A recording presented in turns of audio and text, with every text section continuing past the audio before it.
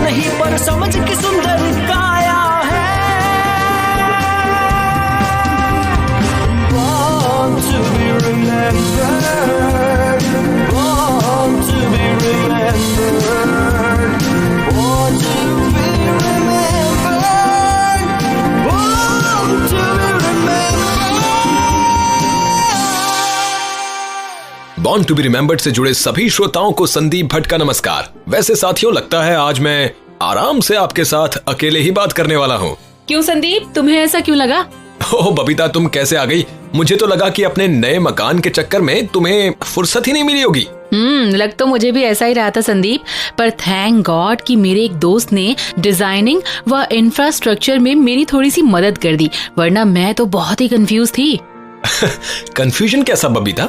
दरअसल मैं और मेरी फैमिली एक ऐसे मकान का निर्माण करवाना चाहते हैं जो बजट में होने के साथ साथ इको फ्रेंडली भी हो। वाह बबीता, ये तो बहुत ही अच्छा आइडिया है। वैसे पता है तुम्हें कि हमारे देश में इको फ्रेंडली व ग्रीन बिल्डिंग का कॉन्सेप्ट सबसे ज्यादा प्रभाव में कब आया था? हाँ संदीप, सही याद दिलाया तुमने। आज एक ऐसे शख्स का जन्मदिन भी है जिन्होंने अपने जीवन का लंबा वक्त भारत में बिताया और यहाँ पर सस्ता व ऊर्जा खपत को कम करने वाले मकान तैयार करने में मदद की। राइट, जी हाँ साथियों, आज ही के दिन वर्ष 1917 में जन्मे लॉरी बेकर ही वो शख्स थे जिन्हें उनके योगदानों के कारण गांधी ऑफ आर्किटेक्चर के नाम से आज भी पहचाना जाता है। और पहचाना भी क्यों न जाए, इन्होंने अपने जीवन के पूरे 50 साल दिए थे हमारे देश को, वो भी तब जबकि वो एक ब्रिटिश आर्किटेक्ट थे। लॉरी बेकर का भारत आगमन वर्ष 1945 में एक मिशनरी के तौर पर हुआ था और फिर आगे चलकर यही वो नाम बना जिसने देश की एक बड़ी आबादी को सस्ते घर मुहैया कराए। और पता है श्रोताओं, इन घरों का निर्माण ऐसे संसाधनों की मदद से किया गया था जिनसे प्रकृति को नुकसान न के बराबर हो और वो दिखने में भी अच्छे लगने के साथ साथ आसपास के सामान से आसानी से बनाए जा सके। लॉरी बेकर की गांधी जी से हुई मुलाकात के बाद ही उन्होंने भारत में रहने का फैसला लिया और यहाँ की आम जनता को जगह का बेहतरीन इस्तेमाल और सादगी भरे सौंदर्य बोध वाले मकानों में रहने का अवसर प्रदान किया।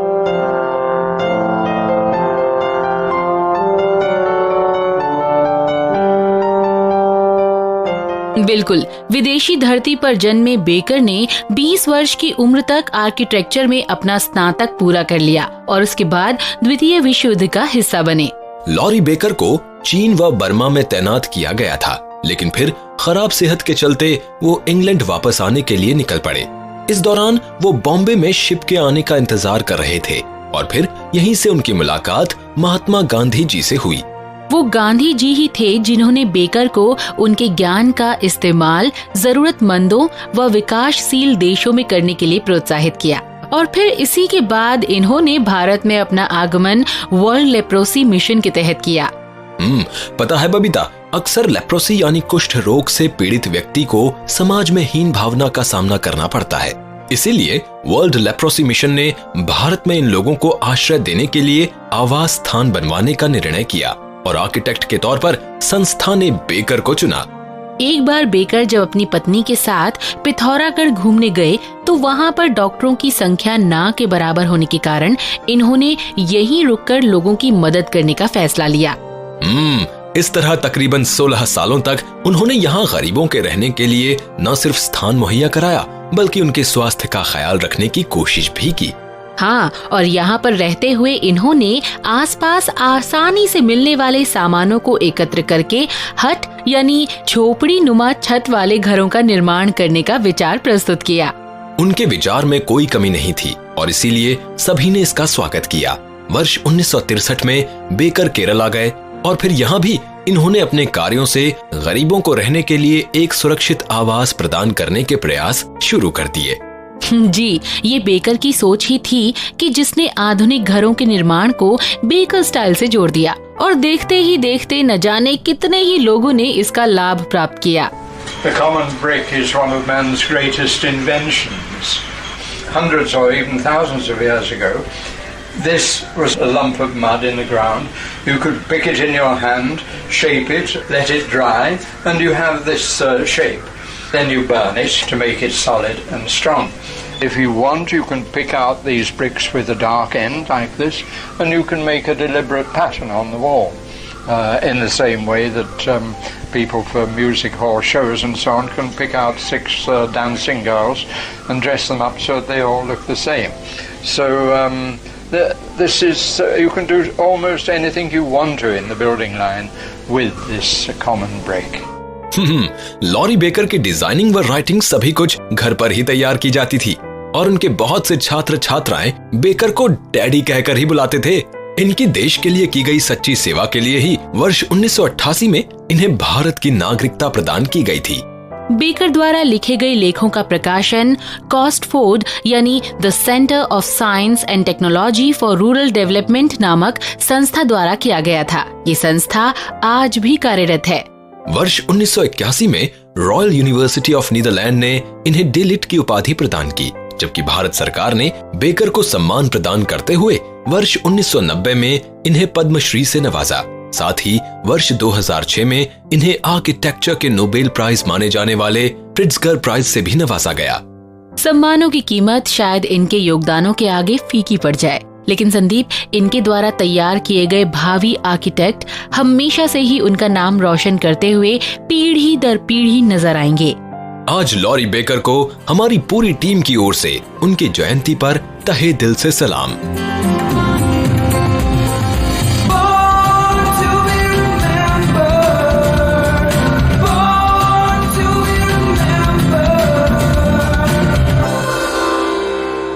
अच्छा संदीप, ये बताओ कि फिल्म जगत की किस जोड़ी ने बतौर संगीतकार पूरी इंडस्ट्री में धूम मचा दी थी? बबीता, इस बात का जवाब तो हर उस शख्स को पता होगा जो हिंदी सिनेमा का शागिर्द होगा। ये जोड़ी कोई और नहीं बल्कि 2 ऐसे भाइयों की है जिनके संगीत का सफर बड़े ही रोमांचक तरीके से शुरू हुआ। बिल्कुल श्रोताओं, दरअसल इन भाइयों का परिवार कच्छ से मुंबई आया और फिर यहीं पर इनके पिताजी ने किराने की दुकान से आजीविका चलाने की शुरुआत की। बस फिर क्या था, पिताजी की यही दुकान बनी दोनों भाइयों की किस्मत की सीढ़ी।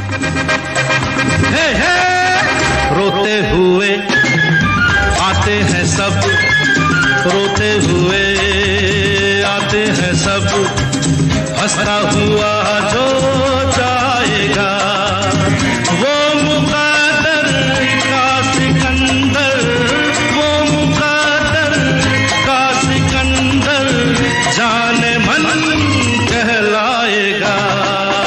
रोते हुए आते हैं सब, हंसता हुआ जो जाएगा।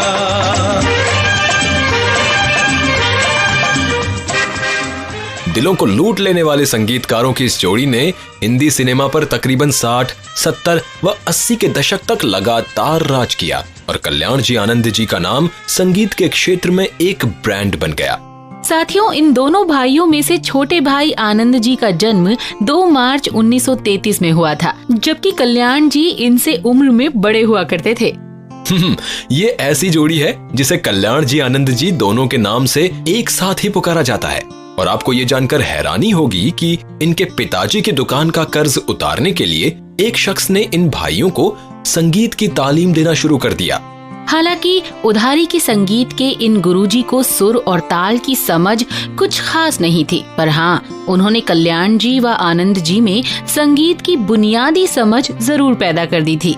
धीरे धीरे इनमें संगीत को सीखने व समझने की ललक बढ़ती गई और कल्याण जी ने कल्याण जी वीर जी नाम से अपना ऑर्केस्ट्रा ग्रुप शुरू किया। साथ ही मुंबई से बाहर भी संगीत शो आयोजित करने लगे। यहीं से इनका संपर्क बड़े बड़े फिल्म संगीतकारों से होने लगा और बहुत जल्द वो उस समय के दिग्गज संगीतकारों जैसे सचिन देव बर्मन, मदन मोहन, नौशाद व रफी के बराबर तक पहुंचने में सफल रहे। क्या खूब लगती हो, बड़ी सुंदर दिखती हो, क्या खूब लगती हो, बड़ी सुंदर दिखती हो।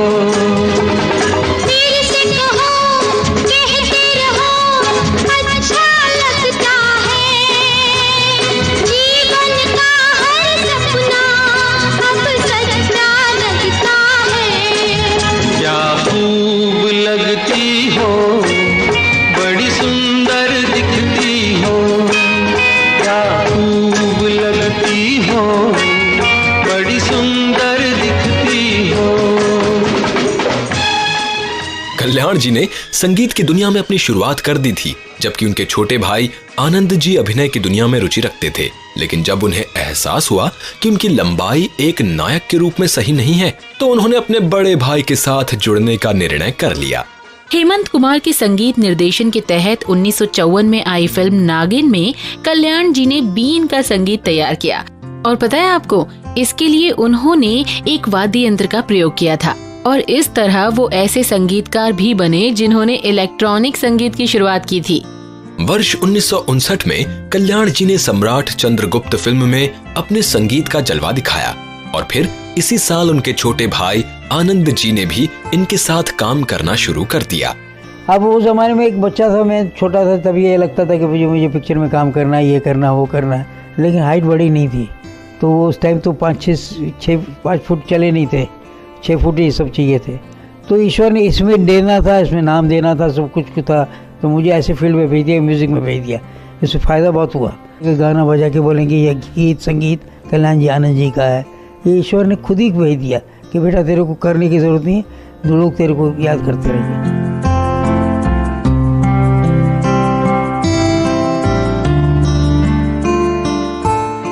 इन दोनों भाइयों की जोड़ी में एक बेहतरीन मोड़ उस वक्त आया जब इन्होंने मदन मोहन देसाई की पहली फिल्म छलिया के लिए संगीत निर्देशन का जिम्मा संभाला। और साथियों, राज कपूर पर फिल्माई गई ये फिल्म अपने संगीत के कारण हिट साबित हुई। बिल्कुल बबीता, कमाल की जोड़ी थी कल्याण जी आनंद जी की। इस जोड़ी को अब इंडस्ट्री में नाम मिल चुका था, लेकिन मुकाम की तलाश अभी भी जारी थी। और फिर वर्ष 1965 में आई फिल्मों हिमालय की गोद में व जब जब फूल खिले ने इन्हें संगीत की एक प्रतिष्ठित जोड़ी बना दिया।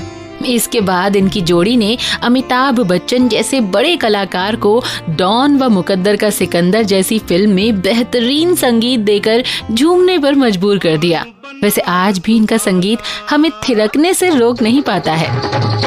ओ खाई के पान बनारस वाला, खुल जाए बंद अकल का ताला। ओ खाई के पान बनारस वाला, खुल जाए बंद अकल का ताला। फिर तो ऐसा करे धमाल, सीधी कर दे सबकी चाल। ओ छोरा गंगा किनारे वाला, ओ छोरा गंगा किनारे वाला। अपने पूरे करियर में इस जोड़ी ने करीब 250 फिल्मों में संगीत दिया, जिनमें से 17 फिल्में गोल्डन जुबली और 49 फिल्में सिल्वर जुबली श्रेणी में थीं। और एक खास बात जो इस सफलता के पीछे थी, वो इनके हुनर से ज्यादा दोनों भाइयों की मेहनत थी। संदीप, सिर्फ इतना ही काफी नहीं है इस जोड़ी को सलामी देने के लिए। इन्होंने इंडस्ट्री को 5 दशकों तक अपना बेहतरीन संगीत देने के साथ साथ टैलेंट हंट्स के जरिए अलका याग्निक, उदित नारायण, कुमार सानू व चुलबुली सुनिधि चौहान जैसे बड़े बड़े गायक व संगीतकार भी दिए हैं। वाकई बबीता, रफी साहब, किशोर कुमार, मुकेश जैसे हर एक सिंगर की शोहरत में कहीं ना कहीं इस जोड़ी का नाम जुड़ा जरूर नजर आता है। वर्ष 2005 में आई film The Black Eyed Peas में इनकी दोनों फिल्मों अपराध व डॉन के गानों के बोल अंग्रेजी भाषा में इस्तेमाल किए गए थे। वैसे इस कॉम्बिनेशन ने कल्याण जी आनंद जी को ग्रैमी अवार्ड के गलियारे तक पहुंचाया और फिर अवार्ड भी दिलवाया। लेकिन 24 अगस्त को कल्याण जी ने आखिरी सांस ली और अपने भाई को अकेले छोड़ दिया। पर छोटे भाई ने उनके नाम को खुद से कभी अलग नहीं किया और हर जगह साथ लेकर ही चले। भारतीय सिनेमा में दौर कोई भी हो, लेकिन इस जोड़ी का नाम हमेशा ही गर्व से लिया जाएगा। आज हमारी टीम कल्याण जी आनंद जी की इस जोड़ी को उन्हीं के खूबसूरत संगीत के साथ तहे दिल से सलाम करती है। पल पल दिल के पास तुम रहती हो,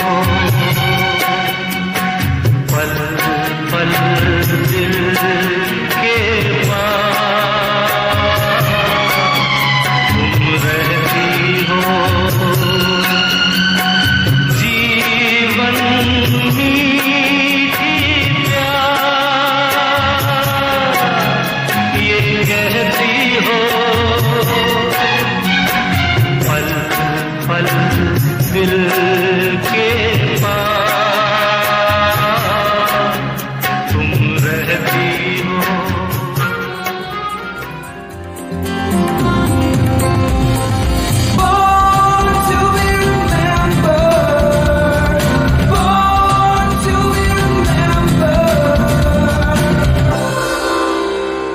कहते हैं कि हार न मानो तो अंत में जीत आपकी ही होती है, पर हाँ, रास्ता सही होना चाहिए, क्योंकि गलत राह पर चलकर मिलने वाली मंजिल कुछ पल से ज्यादा की नहीं होती है। सच कहा संदीप। वैसे हमारी ये पर्सनैलिटी भी इस कहावत पर बिल्कुल खरी उतरती है, क्योंकि इन्होंने बचपन से ही अभिनय की दुनिया में जाने का सपना देखा और फिर वहाँ तक पहुँचने के लिए कड़ी मेहनत भी की। बिल्कुल साथियों, हम बात कर रहे हैं 2 मार्च 1968 को चेस्टर इंग्लैंड में जन्मे डेनियल क्रेग की, जिन्होंने अभिनय की दिशा में आगे बढ़ने के लिए मात्र 16 साल की उम्र में घर छोड़ दिया और लंदन आकर नेशनल यूथ थिएटर को ज्वाइन कर लिया। कहते हैं जहाँ चाह वहीं राह, तो बस डेनियल अपनी चाहत के रास्ते पर कड़ी मेहनत व लगन से अभिनय की राह तक भी पहुँच गए और इन्हें पर्दे पर आने का पहला मौका मिला 1992 में आई film The Power of One से। हालांकि ये फिल्म तो सफल रही, लेकिन डेनियल का नाम चर्चा में आया वर्ष 1996 में बीबीसी की लघु श्रृंखला our friends in the north से। इस नाटक ने 2 ब्रिटिश एकेडमी अवार्ड सहित 4 रॉयल टेलीविजन अवार्ड और बहुत से दूसरे पुरस्कार भी हासिल किए। डेनियल क्रेग एक ऐसे कलाकार हैं जिन्होंने अपने पूरे जीवन में कई चुनौतीपूर्ण किरदार निभाए। इस कड़ी में 2001 में इन्होंने पॉपुलर वीडियो गेम पर आधारित लारा क्राफ्ट फिल्म से तहलका मचा दिया। Hello, Alex. I suppose you think I'm a greedy, unscrupulous sellout and do just about anything for money. Yes, that's right. Well, the money bit's true, I guess. हाँ, Tom rider में Daniel का अभिनय तो काबिले तारीफ था ही, साथ ही साथ ये फिल्म आज भी वीडियो गेम रूपांतरण की कड़ी में सबसे अव्वल मानी जाती है। हाँ, बतौर लीडिंग हीरो डेनियल की पहली फिल्म सन 2005 में आई लेयर केक रही। क्राइम ड्रामा पर आधारित इस फिल्म में डेनियल का नाम गुमनाम यानी XXX था। यही वो साल भी था साथियों जब डेनियल को स्टीफन स्पीलबर्ग द्वारा निर्देशित फिल्म म्यूनिख में अभिनय करने का मौका मिला। ये फिल्म वर्ष 1972 के म्यूनिख ओलंपिक खेलों में हुए नरसंहारों पर आधारित थी। वैसे संदीप, ये डेनियल क्रेग के संजीदा अभिनय का ही परिणाम था कि लोगों के तमाम विरोधों के बावजूद इन्हें सन 2006 में जेम्स बॉन्ड श्रृंखला की फिल्म कैसीनो रॉयल में बॉन्ड का किरदार निभाने का मौका मिला। The name's Bond. James Bond. I need to know that I can trust you. And you don't. Latest thing from Q Branch. Called a radio. और पता है तुम्हें, इस फिल्म ने उनके हर एक विरोधी की जुबान को खामोश कर दिया। अगर कोई कुछ कहता दिखा तो वो बस डेनियल की तारीफ ही थी। हाँ, लगातार अपने अभिनय को वेरिएशन देने वाले डेनियल क्रेग दिसंबर 2011 में आई film The Girl with the Dragon Tattoo में भी मुख्य भूमिका निभाते नजर आए थे। स्टेग लैरसन के स्वीडिश नॉवेल पर आधारित ये फिल्म उनकी सफल फिल्मों का ही एक हिस्सा रही और इस फिल्म ने इन्हें फिर से सुर्खियों में ला दिया। It's Mikael Blomqvist. May I come in? We need to talk. Hey, who do you think you are? Put some clothes on. Get rid of your girlfriend. Can I call you Elizabeth? I want you to help me catch a killer of women. I've got absolutely no idea how they're connected to the death of a 16-year-old girl. Don't you need to look over these? Craig एक ऐसे कलाकार हैं जिन्हें कभी किसी से बैर नहीं रहा। उन्होंने हमेशा ही हुनर की तारीफ की है। जी हाँ, उनका कहना है कि अगर आप मुझे इम्प्रेस करना चाहते हो तो मुझसे आगे आकर मेरे साथ कम्पीट करो, आगे निकलो और अपने आप को विकसित करो। आपके इस कारनामे से मुझे कभी कोई तकलीफ नहीं होगी। तो आज हमारी पूरी टीम की तरफ से डेनियल क्रेग को जन्मदिन की बहुत बहुत बधाई और साथ ही भावी जीवन के लिए ढेर सारी शुभकामनाएं।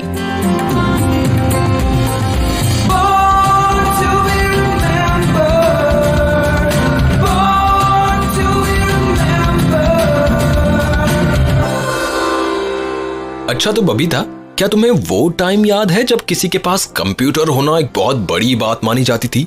हाँ संदीप, यहाँ तक कि जब मेरे पापा ने पहला पीसी लिया था तो उसमें आज की तरह कलर मॉनिटर नहीं आता था, जबकि अब उसमें और नए पीसी में जमीन आसमान का अंतर नजर आता है। बिल्कुल सही कहा तुमने बबीता। वैसे कितनी अजीब बात है ना कि हम स्टीव जॉब्स और बिल गेट्स जैसे लोगों के नाम तो बहुत अच्छे से जानते हैं, लेकिन ऐसे ही बड़े नामों के बीच एक नाम और भी है जिनकी योग्यता इनसे किसी मायने में कम नहीं है। सच, आज ही के दिन 1957 को जेफरसन शहर में जन्मे मार्क डीन एक ऐसे ही कंप्यूटर साइंटिस्ट व इंजीनियर हैं जिन्होंने कलर पीसी मॉनिटर के साथ साथ पहली गीगाहर्ट्ज चिप भी इजाद की थी।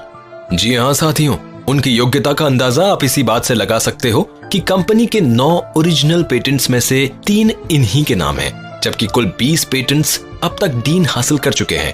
बिल्कुल संदीप, ये तो कुछ भी नहीं है। मार्क डीन ही वो शख्स हैं जिन्होंने कंप्यूटर पेरिफेरल्स यानी अतिरिक्त हार्डवेयर जैसे डिस्क ड्राइवर्स, प्रिंटर्स, मॉनिटर्स को डायरेक्ट पीसी से जोड़ने के लिए बस नामक इंडस्ट्री स्टैंडर्ड आर्किटेक्चर सिस्टम की खोज भी की थी। तो इस तरह डीन को पर्सनल कंप्यूटर युग में पहले से अधिक पावरफुल और आसानी से पहुंच रखने वाली प्रौद्योगिकी को विकसित करने के लिए पहचाना जाता है।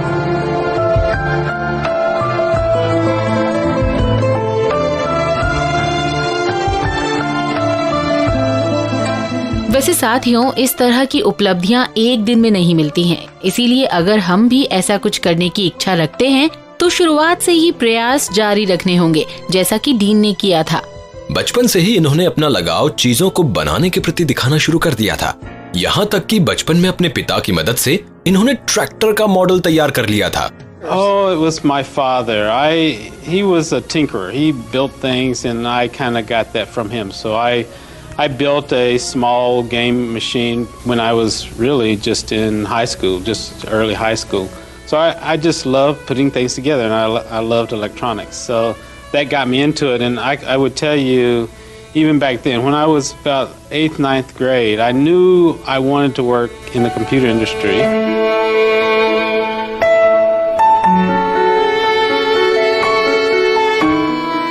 हाँ, ऐसा माना जाता है कि डीन सिर्फ कंप्यूटर दिग्गज ही नहीं बल्कि पढ़ाई लिखाई में अच्छे होने के साथ साथ एक बेहतरीन एथलीट भी रह चुके हैं। इन्होंने इंजीनियरिंग की अपनी कक्षाओं में हमेशा पहली श्रेणी में ही परीक्षाएं पास की हैं। अपने हुनर के कारण ही इन्हें बहुत जल्द IBM कंपनी में बतौर इंजीनियर नौकरी मिल गई और यहीं पर इन्होंने अपने एक मित्र के साथ मिलकर इंडस्ट्री स्टैंडर्ड आर्किटेक्चर यानी ISA सिस्टम को तैयार किया। पर डीन का सफर यहाँ भी नहीं रुका और जब IBM ने उनसे पीसी की उपलब्धता में नए बदलाव करने के लिए कहा तो फिर 1999 में इन्होंने अपनी टीम के साथ मिलकर कलर मॉनिटर वाले पीसी का लॉन्च किया और पहली गीगाहर्ट्ज चिप भी विकसित की। गीगाहर्ट्ज चिप एक क्रांतिकारी तकनीक थी जिसके आने के बाद करोड़ों गणनाएं 1 सेकंड में की जा सकती थी।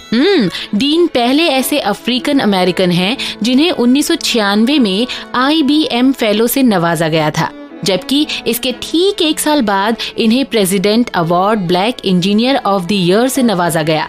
साथ ही सन 2001 में इन्हें इंजीनियर्स हॉल ऑफ फेम में भी शामिल किया गया। और आज हम सभी की ओर से मार्क डीन को जन्मदिन की ढेरों बधाइयां, साथ ही शुक्रिया उन सभी योगदानों के लिए जिन्होंने हमारी मॉडर्न लाइफ को अपग्रेड करने में मदद की।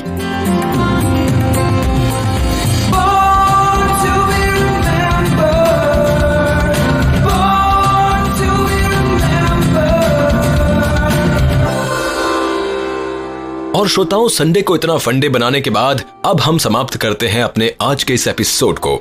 लेकिन जाने से पहले हमेशा की तरह एपिसोड के अंत में आएगा आपके लिए एक सवाल। और श्रोताओं, आज के सवाल के रूप में आपको सुननी है ये आवाज और बताना है कि किस हास्य कलाकार की ये आवाज है। ध्यान से लगाऊंगा, मैं वैसे भी कील लगाने का एक्सपर्ट हूँ। ये तो ईंट ही निकल गई। अपने सही जवाब भेजिए born2be remembered@gmail.com पर और हमें फॉलो करिए facebook.com/born2be remembered पर। तो श्रोताओं, अब मुझे यानी संदीप भट्ट और साथ ही साथ बबीता जैन को दीजिए आज के एपिसोड को यहीं पर समाप्त करने की अनुमति। मिलते हैं फिर से एक बार बॉर्न टू बी रिमेम्बर्ड के एक और नए एपिसोड के साथ। नमस्कार। मैं बनना चाहूँ जैसा वर्षा या सपनों में, मैं उड़ना चाहूं जैसा पर शायद सपनों में।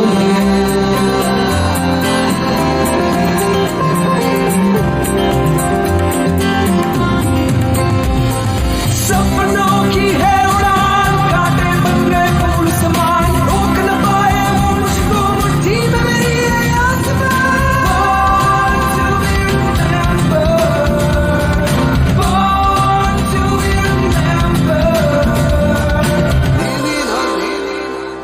इस कार्यक्रम के प्रस्तुतकर्ता है अभिषेक लकड़ा, सह प्रस्तुतकर्ता कोपल ठाकुर, आलेख प्रियंका तिवारी, शोध एवं विकास अभिषेक शर्मा, कार्यकारी निर्माता जैनेन्द्र सिंह।